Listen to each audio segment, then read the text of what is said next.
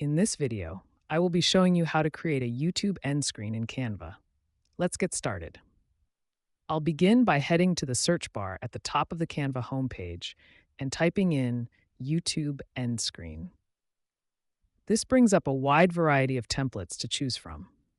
I'm going to scroll through the options to see which layout catches my eye. There are plenty of styles here, but I've found a red "Thanks for watching" template that looks like a great starting point. I'll click on it to see the preview, and then I'll select Customize this template to open up the editor. Once the editor loads, I want to create something a bit more custom, so I'm going to start by selecting and deleting the existing photos and elements. I want a clean slate to work with. I'll click on the background and change the color to a solid black.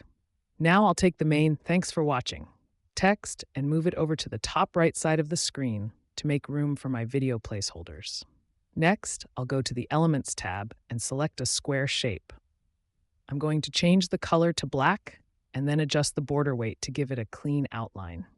I'll resize this square into a rectangle that fits the standard YouTube video dimensions.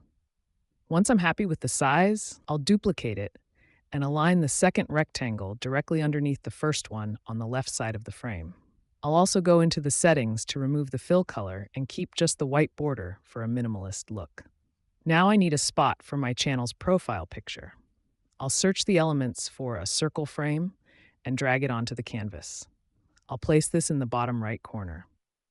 To add some text labels, I'll create a new text box and type "previous video."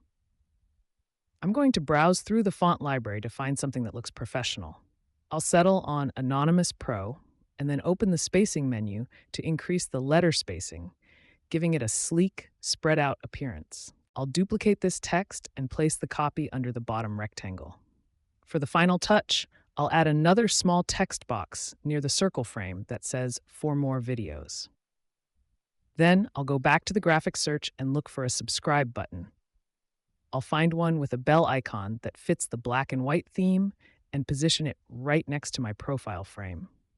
I'll do some final centering and adjustments to the main title to make sure everything is perfectly balanced. Now my custom YouTube end screen is finished and ready to be exported. I hope this helps you create a professional look for your channel.